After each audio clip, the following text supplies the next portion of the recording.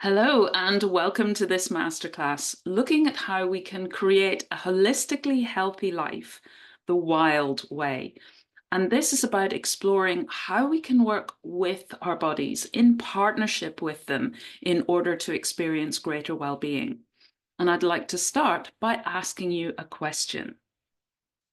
In your day-to-day life, who is your number one priority? I'll give you a couple of seconds just to think about that. It's a little bit of a trick question because if you said it's your partner, your children or grandchildren, your job or your family, something like that, then you're actually doing them a disservice. It's like that saying of fit your own oxygen mask before trying to help anybody else fit theirs, or you can't pour from an empty cup. Because unless we are taking care of ourselves, we don't have anything of quality to give. And I know that any parent, any caregiver will say that sometimes that just isn't possible. We have to put children, grandchildren, the person we're caring for at the top of our list. And I completely understand that. But even in that situation, to be conscious of the choices we're making.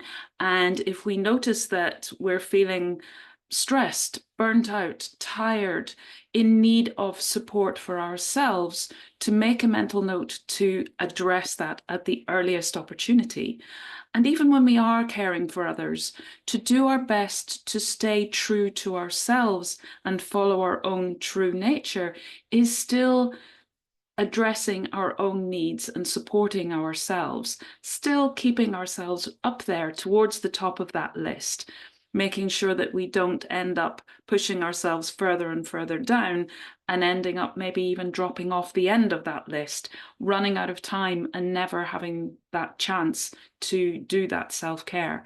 Because self-care is not selfish. I've written a blog and I'll stick a link in the notes that go with this video, which is all about how self-care is actually the most generous gift that we can give both to ourselves and to those around us. So just remembering that we are worthy of our own care, whether you call that self-care or inner care, we are the best people to address our own needs, whether that's asking for support or putting things in place ourselves, but to remember that self-care, because it's in giving to ourselves that we are best able to give to others. And I know that for myself, I was burnt out years ago because I was trying to pour from that empty cup, not taking care of myself. And I ended up feeling resentful because I felt nobody was filling my cup, and also just so exhausted. And that's why it's so important to put ourselves right up there at the top of our own list. So I'm Robin Harris of Wild Wellbeing. And as it says here on this slide, I strongly believe that it's only by being in harmony with our inner nature that we can truly experience the balance, well-being and flow that we long for in our lives, that help to give us that energy and vitality and joy in our lives. And I came to really appreciating and understanding this on a deeper level because of my own journey, because of ending up at that place where I felt lonely, I felt miserable, I felt alone and unsupported, and it was making me ill. So I went on a journey to find out, was it even possible to make changes, to improve my life, to make it more what I wanted it to be, and to experience that greater well-being. And through that journey, that led to creating my acronym, WILD, which is what I'm going to be talking more about in this masterclass today. So from my own experience, I'm sharing that it is absolutely possible to turn your life around.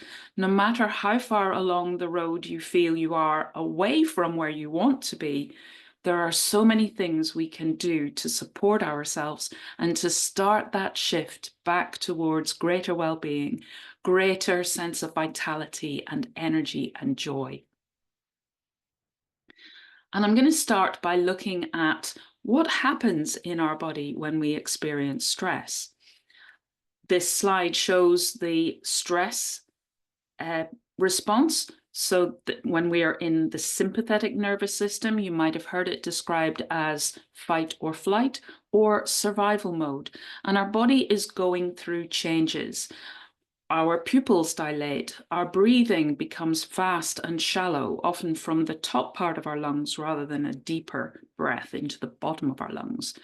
The heart is beating more rapidly and our pulse rate goes up, our blood pressure goes up, and our gut becomes inactive because the blood is being diverted away from the non-essentials like digestion. In that moment of survival, what we really need is our heart to be beating, our lungs to be working really effectively and efficiently, giving us that oxygen, and our muscles, for the blood to go to the muscles ready to take action. And then when we're able to come out of fight or flight and survival mode, we come into the parasympathetic, sometimes known as rest and repair, or rest and digest, which kind of gives things away a little bit. And here, our body is seeking to come back to our baseline, which hopefully is a nice, calm, relaxed way of being. And things are returning to that normal level. So the pupils are returning to a normal size, the heart rate is returning to normal, and the blood pressure is coming back down. Our breathing becomes deeper and slower, more gentle, less rushed and hurried. And we can actually use that breath work to send a feedback loop to the body that all is well and we can relax. And the gut starts to be more active, allowing us to break our food down to the appropriate level. So to the level where the nutrients are available to our body. When the gut is inactive, that doesn't happen, and it can result in larger molecules getting out from the gut into the bloodstream and triggering an immune response, raising inflammation, and that can lead to dis-ease. But when we are able to be in calm, then that digestion is working more effectively. We are able to take those nutrients and use them for repair, for maintenance, for all of the functions that our body needs to do for us on a day-to-day basis. So that's a little insight into why it's so important that we bring rest, stillness, relaxation into our life. I just want to say that stress is not bad. A certain amount of stress is necessary. It wakes us up in the morning, gets us up out of bed, motivates us, helps us to get through the day and achieve our goals, which is wonderful. But we're only designed to be in high level, high intensity, acute stress for about 10 to 15 minutes at a time. That's how we're programmed to be, because we are designed to have that short, sharp burst of energy, which is to help us take action, hopefully effective action, so that we survive. And as the name fight or flight suggests, that used to be for us to fight for our lives or to flee for our lives. And back when we were hunter-gatherers, that was very appropriate. It was to respond to, say, a predator, so that we could fight for our lives or we could run away and hopefully get to a place of safety. And then we were designed to come back down out of sympathetic, out of fight or flight, and into parasympathetic, rest and repair, rest and digest. Unfortunately, however, in our modern society, sometimes those fight or flight, taking action on a physical level responses don't help us with the stresses that we experience. So our stresses might be things like wanting a promotion or worrying about the financial situation or the political situation. Or for me, sometimes it's tech, when the computer doesn't seem to work the way I want it to. Or perhaps it's standing up in front of an audience, a large group of people, and doing a presentation. Fight or flight is not necessarily going to help us in any of those situations. And take, for example, the sitting in front of a computer, trying to get the tech to work and trying to get the program to work. If I am in fight or flight, my body is being pumped with adrenaline and cortisol, and those hormones are pushing me to be restless, to feel perhaps some anxiety, and to want to take action.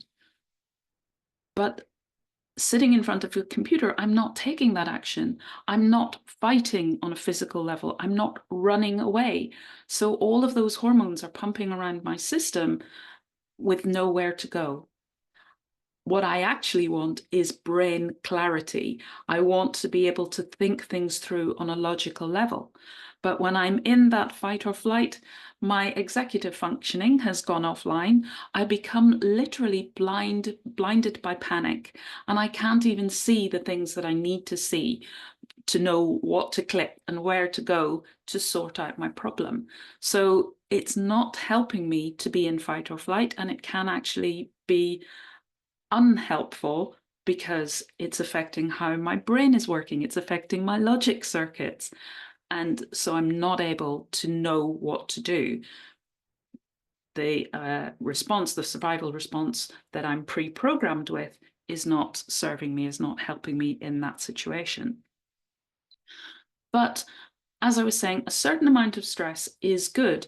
And the ability to go from stress into relaxation, and when necessary, back into survival, fight or flight, and to move smoothly, effectively, and efficiently between these two is good for our well-being. So it's not to say that we should avoid all stress. And I'm sure that if we had a boring life where we were constantly in rest, that wouldn't feel good either. So to be able to have that fluidity, flexibility, response ability where we can respond appropriately in any given situation is really good for our well-being. The HeartMath Institute in America has done research on our heart rate variability. So when we are high heart rate because we're in fight or flight, and then coming down into the rest, relaxation, lower heart rate. And to be able to move between those two, having that variable heart rate rhythm has been shown to be very good for our well-being. So not wanting to be in a chronic state of stress, because that can lead to changes in the body, inflammation, unhelpful ways of being, but not to be bored either and just to constantly feel that we don't have energy. To be able to go between those two is really good for our well-being. And to know also that stress serves a function, and all of the physical responses that we go through in stress, they are designed to serve us. So when we feel restless, it's designed to be that energy so that we can take action. We may also experience insomnia, again, to give us more opportunity to take action because we've got more hours of wakefulness in our day. We might crave sugar and caffeine energy drinks to fuel that activity. The nervous feeling in your stomach may be because the blood flow has been redirected to those vital organs and to those muscles away from the digestion in order to give us that energy to take that action. We may be video looping, but that's also just designed to help us look at the situation as many times as we need to in order to find a solution. So the body is always just seeking to serve us. It may not always be comfortable if we're feeling anxious, we're feeling restless, but when we know why our body is doing this, we can start to work with it, start to understand, which takes away some of that fear, and to start to put things in place to help ourselves and to support ourselves. but also to know that when we make changes and adaptations in a chronic way, because we've been in stress for some time, maybe intense stress or long-term stress, then shifting into rest can result in what we call symptoms of dis-ease. So it can result in pain. Like if you've been to the gym and you've been lifting a lot of weights or doing a lot of exercise, and then the next day or 2 days later, maybe, muscles and joints start to ache. And that is the muscles and joints going through repair. When you lift weights that are a little bit beyond your comfort zone, it's tearing the muscle fibers so that they grow back more strongly and you start to build those muscles. But a day or two after that exercise, it can be a bit sore. And it's the same with coming out of stress and into repair, relaxation, restoration, where our body is seeking to come back to balance. So it's undoing the adaptations we made in stress, and some of that undoing can be uncomfortable. But here as well, to know those symptoms, those pains, aches, maybe eczema where our skin is trying to heal, they are healing signs. I know that we think of them as symptoms of dis-ease, but actually they're our body trying to get back to balance, trying to get back to well-being. And again, knowing that can help us to know when and how to support our body, to know that it's not going wrong, it's not making a mistake, it's working back to well-being, which can take away the fear and give us greater insight and understanding of how best to support ourselves. But the question then is, what does well-being mean for you? Because well-being is unique to us as an individual. There will be similarities from person to person, but because well-being is more than just an absence of symptoms, what would your best life look like? How might that feel for you? That is what I mean by what is well-being for you. And the more that we can imagine what that looks like, feels like, what that experience would be for us, the more we can spend time in that, even initially, maybe just in our minds, that is creating changes.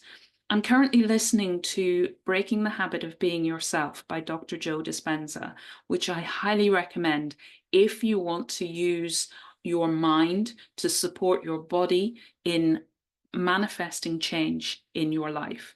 Because what goes on in our heads is reflected in our bodies, and what happens in our bodies feeds the thoughts that go on in our heads. So it becomes a feedback cycle, and we can end up, as I did, going down a negative spiral with that, where we end up just thinking thoughts about the things that have gone wrong in our lives, the worries that we have, our anxieties, problems, the challenges that we're facing, and that'll end up where we just go downhill. But we can use it for us to create the life we want to be living by seeing it first in our imagination and holding that, stepping into that, feeling that in our bodies. And the more we can do that, the more it will actually become real for us and we will experience it in our lives. And how I look at this is through the lens of WILD. And as you can see, WILD is an acronym. And I'm going to go through each of the letters as a way of supporting our well-being. Starting with W, which stands for wonder. That childlike way of looking at the world. Sometimes as adults, we can get cynical and jaded, and we can even see it in our body posture where we just feel weighed down by life. And that can lead us to feeling that the color and the light and the joy has gone out of our life. But if you look at a child, particularly a little toddler who's starting to explore the world for themselves for the first time, and everything is new and exciting, and they just want to know, why is this and why is that? And that typical toddler question, why? Because they're little sponges just soaking up learning and knowledge and understanding. And when we can get back to that beginner's mind, it's sometimes called, and see the world through those eyes of wonder again. So to take away those scales of jadedness and cynicism, and just to be excited by life again, to see the possibilities and potentials, and to experience that sense of wonder and joy and excitement and love of life, joie de vivre. And I look sometimes at the emotion scale. Sometimes as adults, if we're cynical and jaded, we're further down the emotion scale.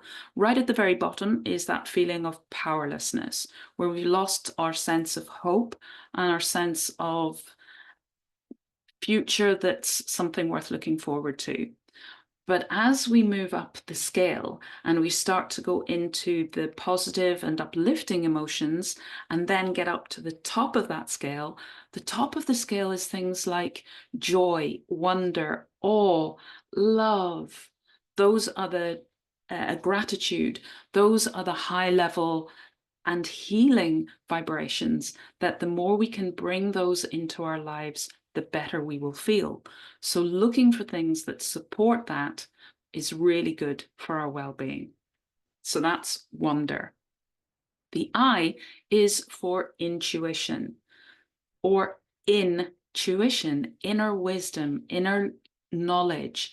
And it's like our inner sat nav, our inner compass that helps to guide us on the right path for us as an individual. And I sometimes think of it like the lane assist that you find in some cars, which is a signal to alert the driver that they're drifting out of their lane, potentially into some kind of danger or hazard. And our own intuition, and it comes through our senses, so how we feel in our body, our emotions, they are there to guide us on when we're following our true nature, we're living in alignment with our true nature, our beliefs, our values, with what's right for us, versus when we start to veer away from that, which can come by conditioning that we receive from our education system, the society in which we live, maybe even our family. If that's taking us away from who we really are, who we were born to be, from our deep core inner knowledge of the amazing being we actually are, that causes us discomfort. And that discomfort is simply an alert, an alarm system drawing our attention to the fact that we've drifted away from who we are meant to be.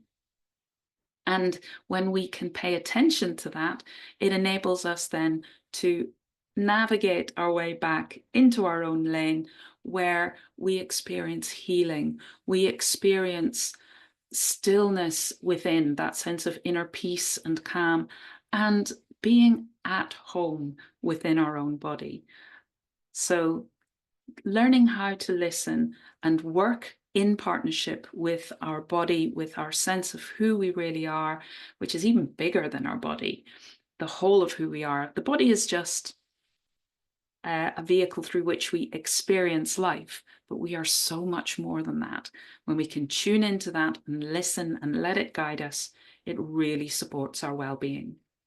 The next letter is learning to love ourselves, L for love, because when we love ourselves, we take good care of ourselves and we look after ourselves. We put ourselves up at the top of our list. But sometimes, again, in the society in which we live, we have learnt to compare ourselves to others, to judge ourselves, maybe to find ourselves wanting. Maybe we have a sense of, I'm not good enough, or with the comparisons, maybe we think that that other person is so much better than me. I wish I was more like that. I should be more like that sometimes, is what we're thinking, or the messaging that we are subconsciously receiving. And to be able to, instead of looking at what we are not, look at what we are, all the wonder of who we are and what we can bring to the world, because only you can bring the gifts and the light that you bring in the way that you bring it. Nobody else does what you do in the way that you do it and can offer that. And without that, that's missing from the world. So you are precious and valuable, and you are worthy of your love and of taking care of yourself and being true to yourself, so that you can bring those gifts to yourself, to the world, to those around you. The last letter, D, is for dance. Because I used to look at the world through those cynical, jaded eyes and feel like it's one step forward and then it's two steps back. And I felt it was a struggle. I was striving and getting nowhere. Nothing I did seemed to work, seemed to help me, seemed to get me where I wanted to be. And then, after doing a lot of reading and learning, I started to think, is that a problem? Am I really going one step forward and two steps back? Or am I just maybe changing direction slightly? Is that a problem? Maybe if I thought about it differently, my experience would be different. When we're dancing, don't we move in different directions? And we might take one step this way and then two steps that way.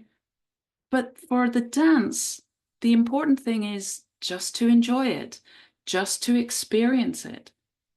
Maybe if I could look at life that way, I would enjoy it. I would just see it as an experience.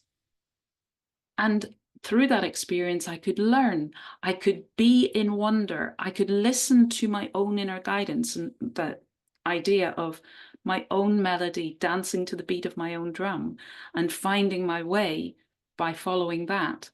And maybe I would learn to love myself.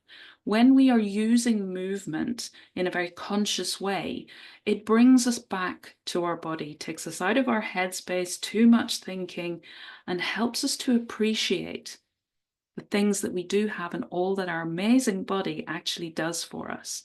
And that is something that dance can bring to us. So if I look at life like a dance, maybe that will change my perception, my experience, and my well-being. But how then do we go about putting wild into practice? I'm going to start again with the first letter, wonder. For me, my journey of learning to get back to those childlike eyes of wonder came through nature. And we are beings of nature. Nature is in us. We are in nature. We have evolved within and alongside of nature. So nature has so much wisdom to share with us, both the nature in which we live, the outside nature, and our inner nature, and who we are at the core of our being. Perhaps you are not living in an environment where you feel there's a lot of nature around you. You're not living in the countryside, but still you will find nature. She has her ways of creeping in, maybe just a little flower or what we call weeds, which are often actually very useful plants, like even dandelions. You can see dandelions pretty much anywhere. And you might see a little dandelion growing up in the crack of a pavement, out of the side of a wall. And dandelions have much goodness that we can actually eat them, use them for tea and drinks, and benefit from their health-giving properties. So nature in all her shapes and forms has so much to share with us. But perhaps you have something else that helps you to experience wonder. My husband is an engineer, and his Connection with wonder is to look at a beautifully crafted engine part or tool, or to watch an engine in the way that it works together so beautifully and efficiently and effectively. And maybe you have another way of connecting with wonder, perhaps through music. Some pieces of music can really just transport you to another world. That's the sort of thing I'm talking about. What does that for you? What takes you into that altered state of consciousness where you are in awe and wonder and love and joy and in that zone of being? And I love this quote from Phyllis Curott, who said that when we look to nature, it's constantly revealing all sorts of wisdom that will bring us back to the lost parts of ourselves. And when I think of lost parts of ourselves, I think of trauma and how trauma is a disconnection, or as Stephen Porges says, a chronic disconnection from ourselves, from our true nature, from that core of who we really are. When we don't feel able to live in that, to express that, we feel we maybe have to hide it or push it down. We feel shame, perhaps. We feel that it has been judged and labeled as unwanted or undesirable or not good enough. Now, those are the lost parts of ourselves. But nature teaches us how to reconnect with those, how to let go of that shame and know that the truth about ourselves is never something to be afraid or ashamed of. Who we are is beautiful when we can embrace it with love. So getting back to just the wonder of nature, the wonder of our nature, the wonder of our being. That's so important and so supportive of our well-being. Another one for me is to connect with animals, because animals are non-judgmental. They just accept us for who we are, completely and utterly, with no hesitation, no exception. And they can then help us to see ourselves through those eyes, to accept who we are totally and non-judgmentally. The photograph on the left here is me with Dave. He was a retired police horse that I used to visit at Horse World and do some energy work with. But he taught me so much, at least as much as I ever gave him. He gave back to me in spades. And horses, generally, they are such amazing animals. They have such power and strength, but they hold it so gracefully, and they can teach us how to do the same and how to work in collaboration. They are very much a herd animal, and they just have that sense of where all of the other members of that herd, that collective are, how they are, and what's going on in their environment. And they can teach us a lot about that as well. The other photograph is a dog, and dogs are great for teaching us about joy and just that freedom to be ourselves and to be in joy, to enjoy our life, to bring joy in to our lives. We have a dog here who lives with us, and when we take her out for a walk in the fields, her tail is up and she's bounding around, just being in the moment. They teach us so much about that state of being and being present and just letting go of anything else and being in joy.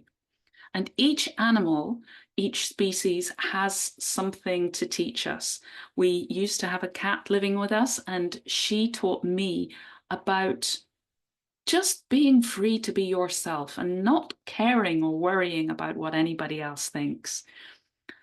And as I say, each different animal, each different species has its own wisdom to share. You might like to tune into that and see what the animals maybe that you encounter or that you live with have to share with you that is supportive of your well-being. And this image for me represents an exercise in mindfulness.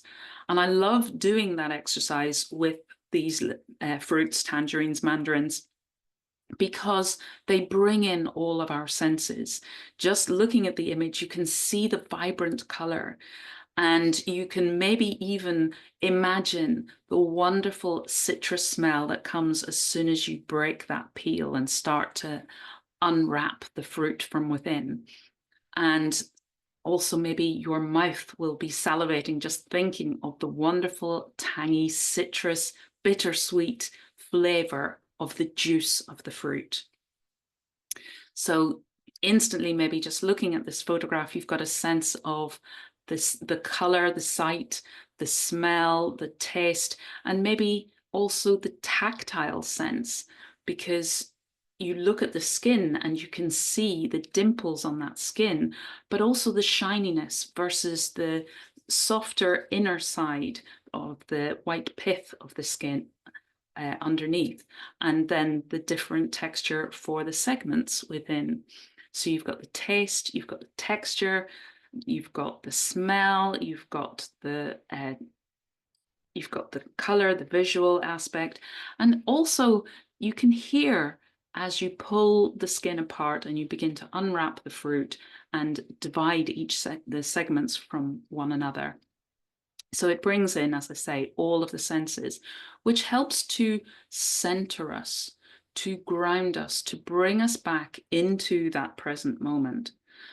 And it can be sometimes too much of a leap to go from the busy activity of our day-to-day lives into stillness if we want to engage in something like meditation.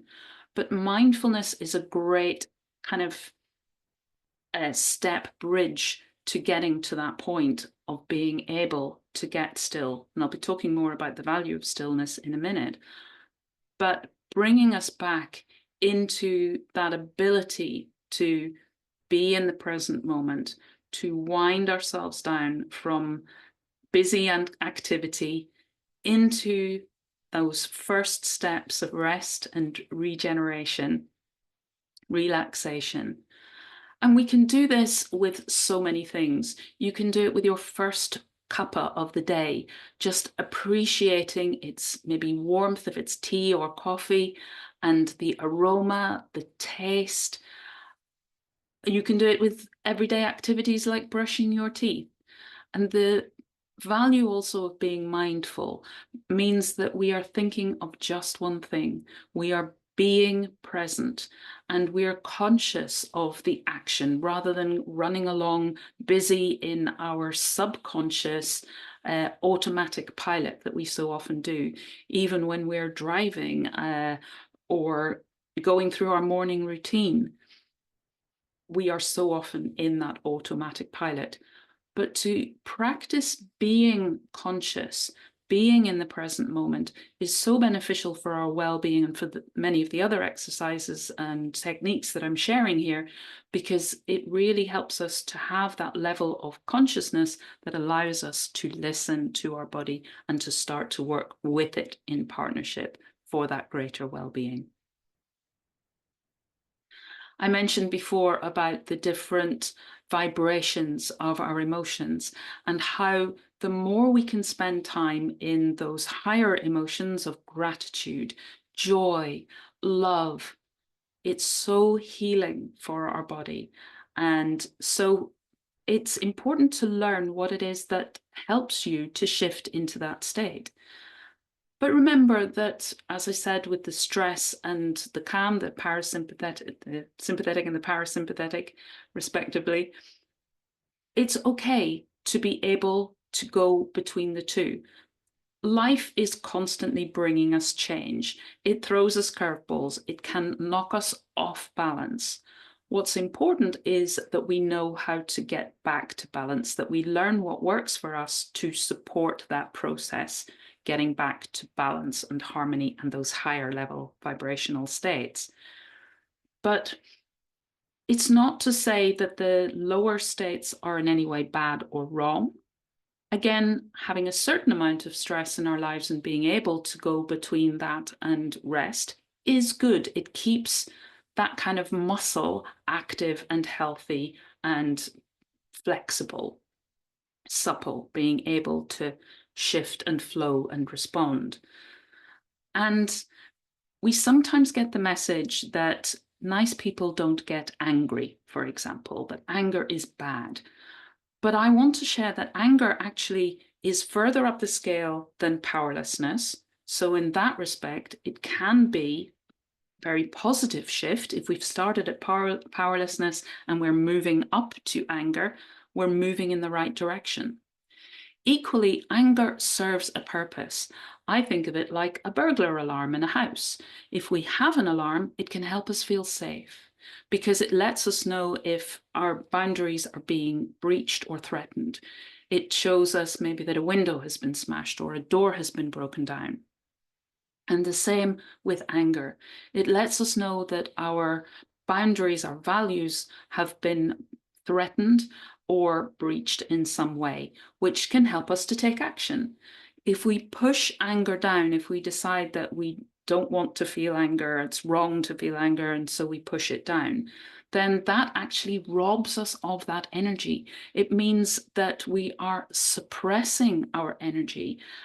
And also, we are suppressing our vitality, which is our well-being. So to find ways to express our anger in healthy ways, whether that's to speak about our anger, to journal about our anger, to get it out in some way. And in doing that, it allows us to process it, to receive the wisdom that it held for us, and to learn and to grow and to move further up the scale. So knowing why we're angry and then how we can shift from there back into those higher, more healing frequencies is so good and so supportive of our well-being. Another thing I love to use is power truths. You may have heard these described as affirmations.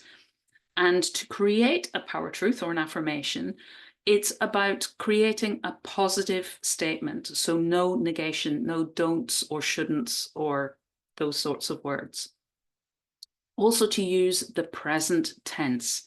So as if it's true and real in my life right now, which is, like I was saying earlier, about holding that state in our mind, which will create it in our body, which will manifest it in our lives. To make sure it's something you can really believe. It may be too much of a jump to say, I am feeling healthy right now, or I am confident right now. But if we can start to build towards that, taking those little steps that will get us there, but that feel more manageable. So like having a SMART goal, specific, measurable, achievable, realistic, and with a time frame. And something that you can feel.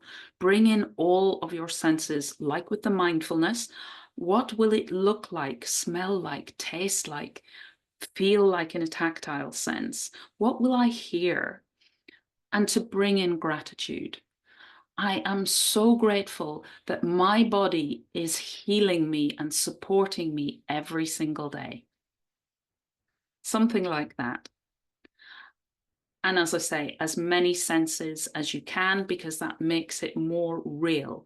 And then the more time you can spend in that reality, enjoying that reality, holding that vision in your head, maybe creating a vision board for it, and just sitting in the feel of that and enjoying it, being grateful and wondering, full of wonder at that new creation that is coming about right now in your life. Moving on then to look at intuition. How can we connect in more and bring this more into our lives? And so now I'm going to talk you through a body scan. So if you're not already seated, please take a seat and sit with your arms and your legs uncrossed and your feet flat on the floor. I'm going to talk you now through your body from the top of your head down to the tips of your toes. And as we go through, I invite you just to observe and to notice. Not to label. Nothing that you feel or sense as we go through the body scan is good or bad or right or wrong. It just is. So it's just about noticing it. And so you might like to close your eyes just to help you to focus inwards, to go deeper, and start by bringing your attention to the top of your head, to your scalp, feeling into your scalp and whatever sensations are there for you today. And then come down across your face, starting with your forehead, your eyes and your eye sockets, your nose, your cheeks, your jaw, and of noticing where your tongue is sitting in your mouth. And as you swallow, just how that feels. What's that sensation like? Down your neck and across into your shoulders, noticing where your shoulders are sitting today, up or down, forwards or backwards, just noticing. And then if you go on down through your arms, upper arms, elbows, lower arms, wrists, hands, fingers and thumbs. Your hands do so much for you every single day. So just tuning into them, seeing if they have anything they'd like to share with you. Then coming back to the base of your neck and going down each vertebra, each rib, all the way down. Coming to your abdomen and noticing all of your inner organs working away for you. Your heart, your lungs, your digestion. On down into your pelvis, your hips, your seat bones on the chair, your thighs, knees, calves, ankles, and feet, and your toes. And then just bring your attention to the soles of your feet in connection with the floor. Feel that sense of connection to the earth beneath you, to your sense of place and being in that place.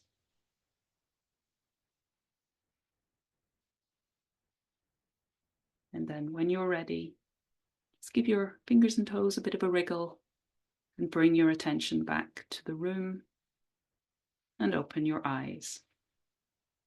And that's a great way to tune in to how you're feeling and to just notice any sensations that come up for you and anything that they might have to share with you. Because that helps you to build what I call a body vocabulary, so that you can start to dialogue with your body and to let it know that you are listening and that you are responding as best you can to support it. So starting to build that partnership with your body. And the more it knows you're listening, the more it can dial down its volume. If it feels we're not listening, it might turn that right up and it might be shouting at us.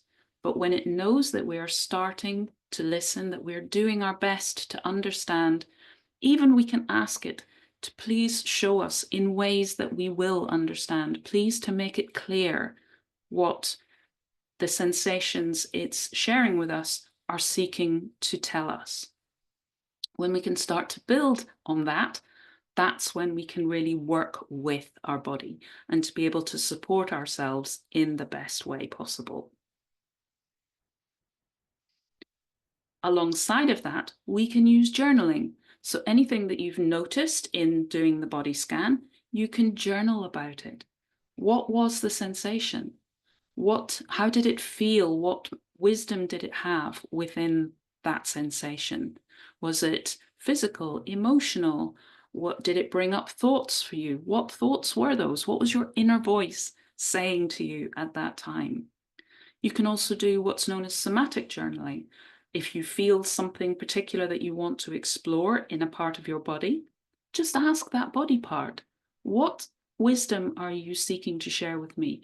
What information is within that sensation that you're giving me right now? That pain, that stiffness, that discomfort, or potentially, gosh, I feel that this part of my body is working really well for me right now.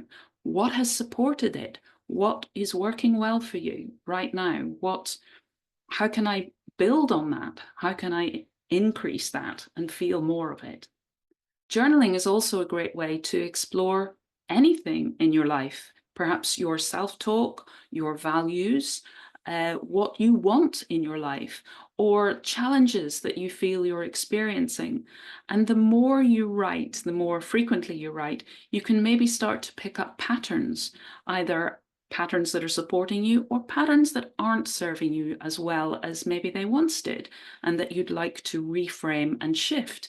And you can explore that as well. It's about having that sense of curiosity, asking those deep, profound questions that draw out more of our inner knowing. Our intuition gives us access to that. Sometimes just the act of writing and of free flow writing will allow thoughts to come up that we weren't conscious of before, but we're making them conscious by putting them down on the paper and being able to step back, look at them more objectively, and get a sense of where our inner compass might be trying to share wisdom with us or direct and guide us in the experiences we're currently navigating.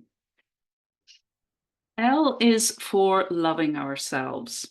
How do we bring more of this into our lives?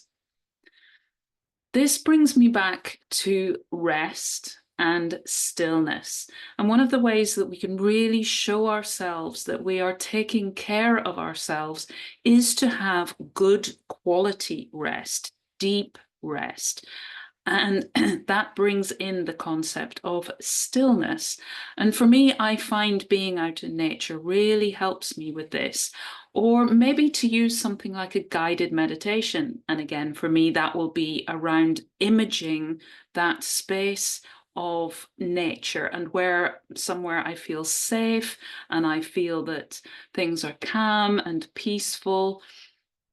And it just helps to bring me to that level of deep rest where I can relax, let go of any tension, and allow those healing processes, those innate healing processes that we are born with, to come into effect so much more efficiently and effectively. And not only does it allow that, but when we are still and at peace, it allows our intuition to speak to us more clearly, or at least it turns down the volume of all the other things that can be clamoring for our attention in our lives, all that busyness, all of the day-to-day stuff that needs our attention. Taking time out away from that and allowing ourselves to rest, to get still, to get quiet, turns down the volume of those things and allows our inner voice to be heard, to really connect with our intuition so that it can guide us and so that it can let us know what steps to take next, which direction to go in, which things that are going on in our lives at the moment are right for us. If we've got a choice to make, it helps us to weigh that up and to know which choice is best, or which choice feels the most right, or which choice feels a little bit off. And doing that on a regular basis really helps us with that dialogue, with that partnership, with that working with our body. And again, the more we listen, the better able we are to hear, like tuning in on a radio dial. Maybe that's not something we have to do so much these days because it's more push button. But back when I was small, you had to tune in your television or tune in your radio. And that's effectively what we're trying to do here. Tune in to that frequency of our body and to really hear its voice. So often the world is a noisy place and there are so many things. Our phone is pinging, our devices are calling for our attention. There are so many emails to respond to, social media.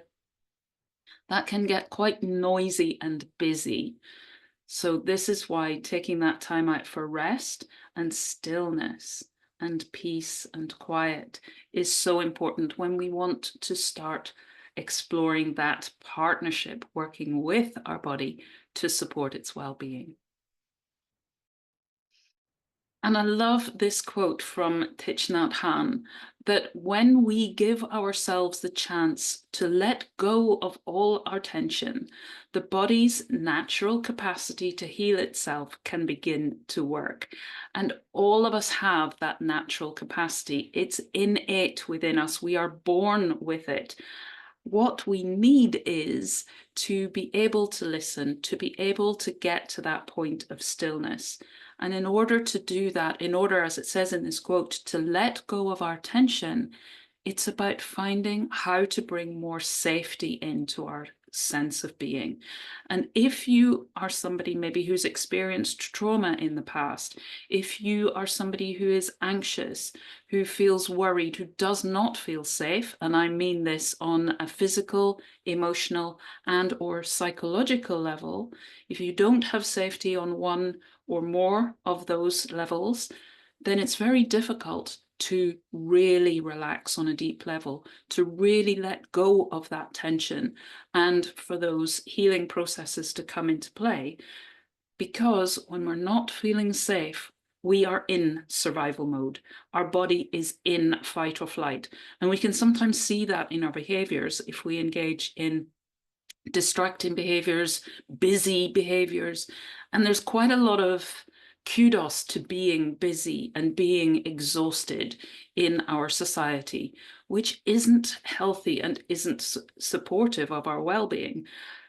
Dr. Gabor Mate's most recent book is actually The Myth of Normal: Trauma, Illness and Healing in a Toxic Culture, because he says that's what we're living in the Western world by and large. So where can we bring in that sense of safety if it's not currently there? Where can we support ourselves to get to that place of inner peace, stillness, deep relaxation, and therefore deep healing? Because the more we can do that, the more it supports us and the more it brings us closer to that well-being that we're looking for.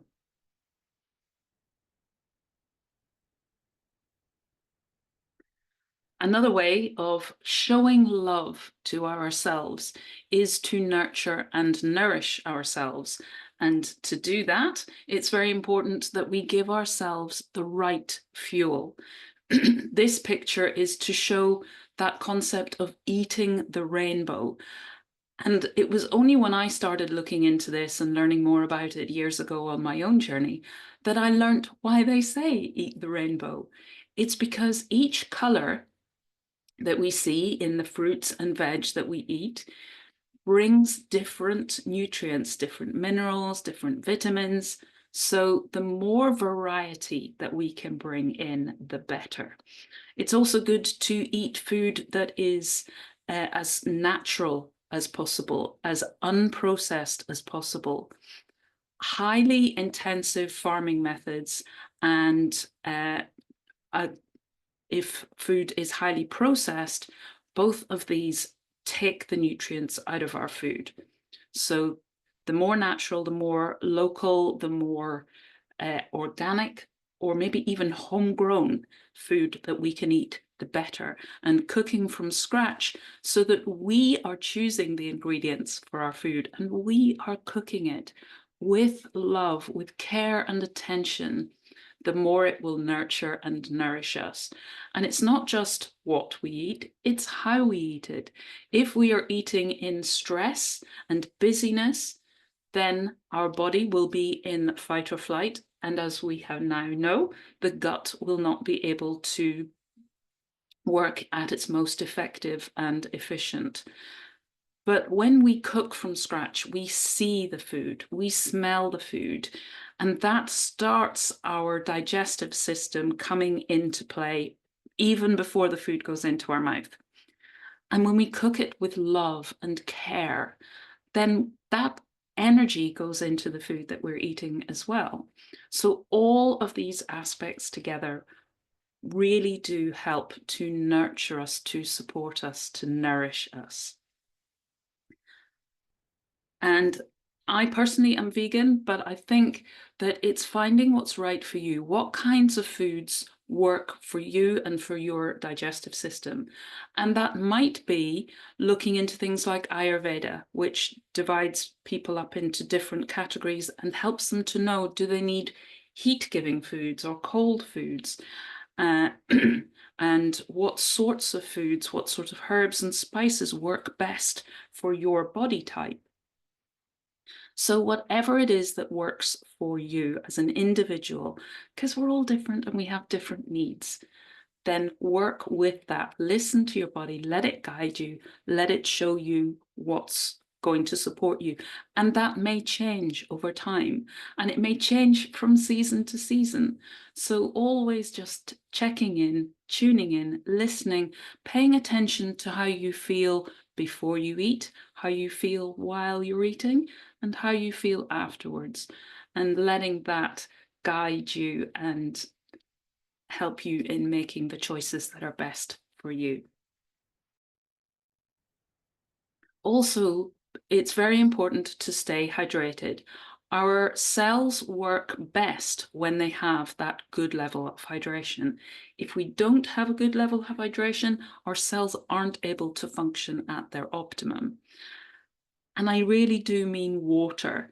So you might drink teas, coffee, soft drinks, but I would say to add water as well as if you're drinking those drinks, because just plain water really does help to flush out our system and maintain that good level of hydration.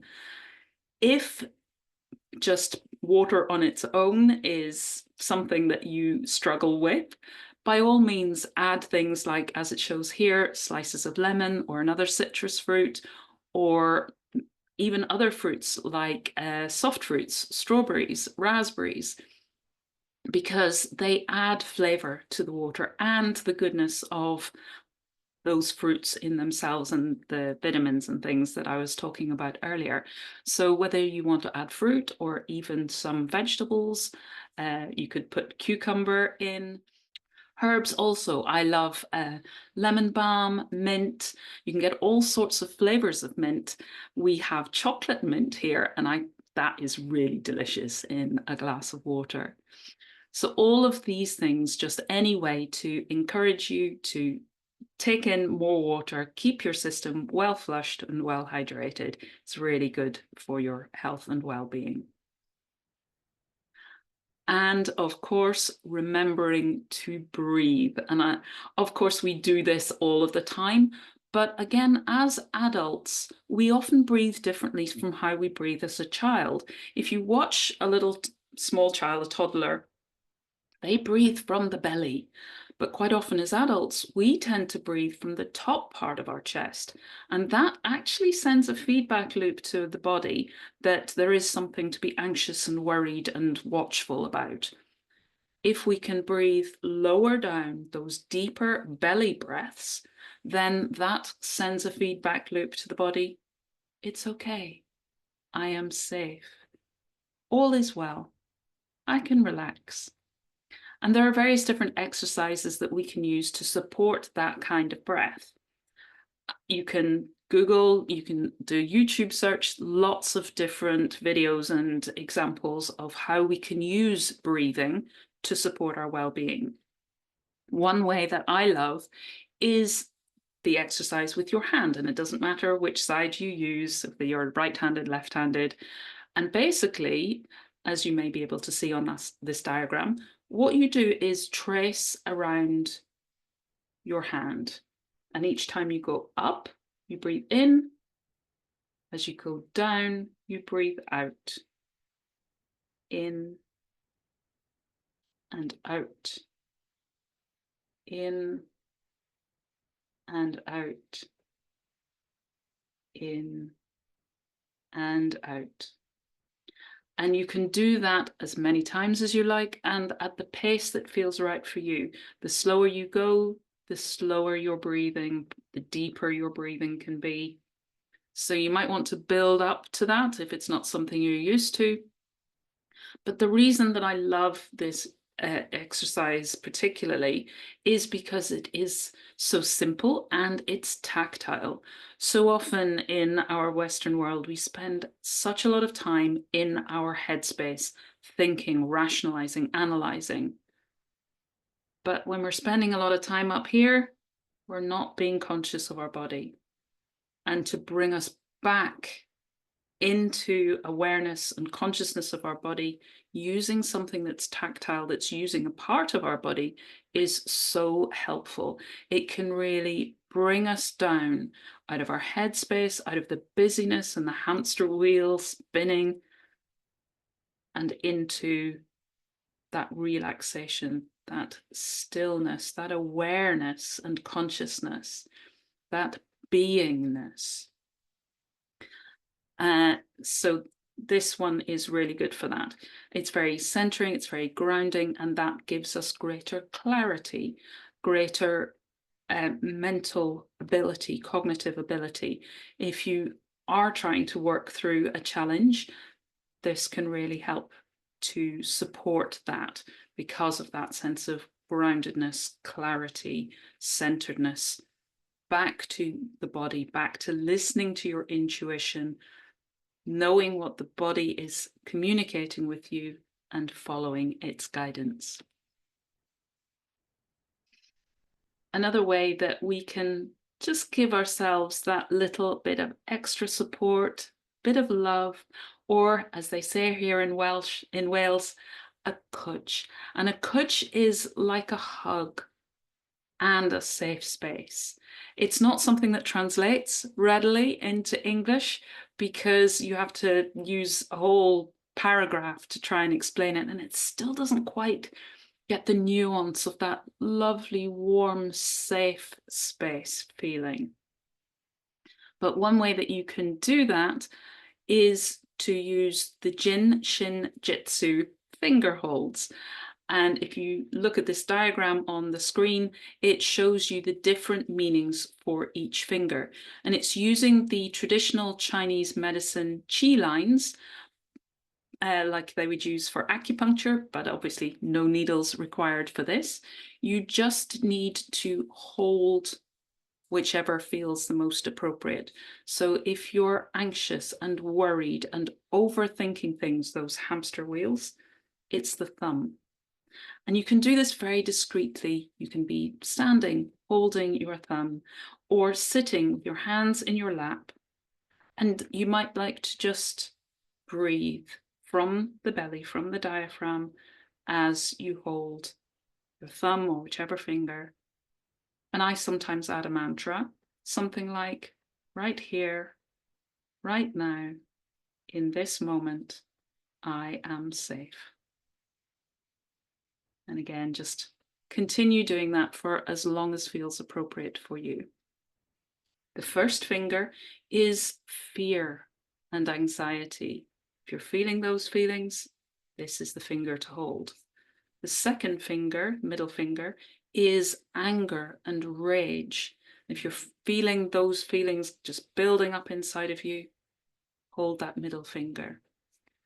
If you've had a loss of some kind or a big change in your life that you're struggling with and you're feeling those senses of grief and sadness and loss, then it's the ring finger. And if you're feeling like you're trying so hard, things are a struggle, you're striving, and you've lost your sense of joy, that's the little finger then. And if you just would like to feel a little bit more harmony in your life, more of a sense of ease and balance and flow, then massage the middle of your palm. So a really wonderful set of tools that you've got right there at your fingertips to give yourself that touch, that little bit of extra love and nurturing. And another one to look at is our self-talk. I've touched on this a little bit already, but our self-talk can be so critical, so judgmental of ourselves. And initially, I would invite you just to take some time to observe and notice. How does your inner voice talk to you? And not just the verbal inner voice, but also your body language. What is it doing? And so often we can, particularly if we're desk-based, we work on a computer a lot of the time, we can find ourselves with that stooped body posture, which is a work posture, but it's also a depressed posture. We can feel like we have the weight of the world on our shoulders. We're also squashing our digestive system, not allowing our lungs their full capacity. And we're sending a feedback loop to the body, as with the breath, also with our body language. Am I in that withdrawn, depressed, not fullness and strength posture? So paying attention and just noticing is something we can journal on, but also if you find that your self-talk isn't supportive, if it is critical, if it is judgmental, if it's leaving you feeling less than in some way, so smaller, restricted, constricted, then that's something to look at to see how you might be able to reframe it. So interrupt that cycle, put something else in, maybe use a power truth, a mantra, an affirmation, something that makes you feel even just a little bit better, and then a little bit more, and a little bit more, and just build, keeping the steps small, simple, achievable, so that you feel they're manageable. I'm not encouraging you to jump too far, to do too much at once, because we want to keep it feeling manageable, not overwhelming. So just start off by noticing, seeing how it leaves you feeling, and then see what might help you feel just a little bit better within the scope of that feels manageable, that feels doable. I can believe that. Like with the power truths, that it's believable and that you can sit in that feeling and feel the uplift of that, how it's nurturing you, how it's supporting you, how you feel a little bit better about yourself when you speak to yourself that way. And this, over time, will have a big impact. The more we are conscious of what we're saying to ourselves and making sure we're talking to ourselves with compassion, with love, with gentleness, with forgiveness, if that's what we need, and in a supportive way, the more we will see that begin to change. Because again, what's happening in our heads is reflected in our body, which impacts how we think. And so the loop starts to go up when we're using it in the right way and working with it, working with ourselves in that partnership. And then dance. How can we start to bring dance in and to feel that life is just a dance? It's not a competition. It's not a test. We're not being judged. We're here just to experience. No need to take things too seriously. No need to take ourselves too seriously, but just to play with it and have fun. I love this quote from George Bernard Shaw saying that we don't stop playing because we get old because we stop playing. And if you look at animals, they still play. They keep that youth and that vitality, and it supports our suppleness as well. So it's really good to find what play means for you. Again, this is something that's quite subjective, quite unique to ourselves as an individual. I'm not somebody who's particularly sporty. I don't particularly enjoy board games a lot of the time. But what I do love is to explore, to have an adventure, to get creative. So I love putting things together. I love Canva. I can spend hours and get lost in Canva because I love images and pictures and playing with those and creating things with those. But what does play mean for you?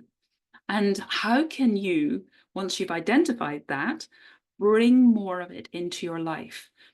And I particularly have found that if I'm struggling with something, if something feels difficult, challenging, then to see how can I turn this into play makes it so much easier. It doesn't feel so arduous. It doesn't feel like such an effort. And I've discovered that I actually enjoy it. I want to spend more time doing it when I can make it fun and make it feel playful. So that's a really good way to be gentle with ourselves and to lighten things up for ourselves. I went to a workshop years ago when I lived in Bristol, all about the Alexander technique. And the woman there talked about the Fred Astaire principle. Fred Astaire being a famous dancer from, I think, about the 1930s. And he could just glide across the floor with such elegance and grace and made it look so simple. But actually, when people make something look that simple and easy, it's because they've put in a lot of commitment, a lot of time, a lot of practice. But they're able to do that because they bring joy into that practice and that time. And we can do that as well. If we want to be able to be graceful and elegant in our lives, it's a matter of practice. And the way to make that practice easier is to make it fun, to play with it, and to enjoy it, to bring joy in. Joy is actually something that we can choose. Our happiness doesn't need to depend on any external thing or person. It's something that can come from within us. And then it's ours, and we have that power. It's not dependent on anything else. So again, bring play in, explore, experiment, listen to your intuition, to your own inner melody, so that you can start to find your rhythm and to dance to that. And that will, again, uplift you, nurture you, and really support your well-being. So that's really the end of what I wanted to share in this masterclass. It's been just a taster of the things that I do and how I support people's well-being. If you'd like to know more, if you think perhaps this might be something you'd like to explore for yourself, then do please get in touch. And one way you can do that is to book a Zoom call with me. You can use the link on this screen. It'll take you through to my HubSpot calendar where you can choose a date and a time. And once you book that in, it'll send us both a Zoom link in order for us to connect. I also have a book, Take a Walk on the Wild Side, which is designed to be like a companion as you explore this journey of wild, what that might look like and feel like for you, and how it might help you to get to the well-being that you long for and long to experience in your life. And if you'd like to order a copy, then you can go to the URL on the screen or scan this QR code, which will take you to my website. You can order a signed copy from me, or you can order from Amazon, where it's available as paperback and Kindle, and hopefully soon also as an audiobook. And it's also available from Waterstones online as well. That option is also available at this link. And if you'd like to know more about me, then you can go to my business card and it has all of my links, like my website and my social media. So you can find out more there. And if you want to find me on socials, then I'm on LinkedIn, Instagram, Facebook, and YouTube. And if you search for Wild Wellbeing, then that should probably get you to me. I have a Facebook group too, Walking on the Wild Side, and that's the link if you'd like to join. It's a pretty link, so it takes you through to Facebook, and it's a private group, so you need to request to join. Just fill in the details. You're most welcome to come along, take a look around, and if you decide it's not for you, that's fine. You don't have to stay. But when you join, if you put in your email address, then as a thank you, I'll send you a copy of my Wild Way guide. And that has some tips and techniques to support you on your wild healing journey. And it comes alongside a set of emails with further information, tips, and techniques to support you. And signing up for this also signs you up for monthly update emails and my quarterly newsletter, Wild Times. And lastly, just to say, do you have any questions? If you do, questions or comments, I would love to hear from you. I always enjoy talking about well-being and connecting with people. So feel free to get in touch. You can use the details that are available through my business e-card.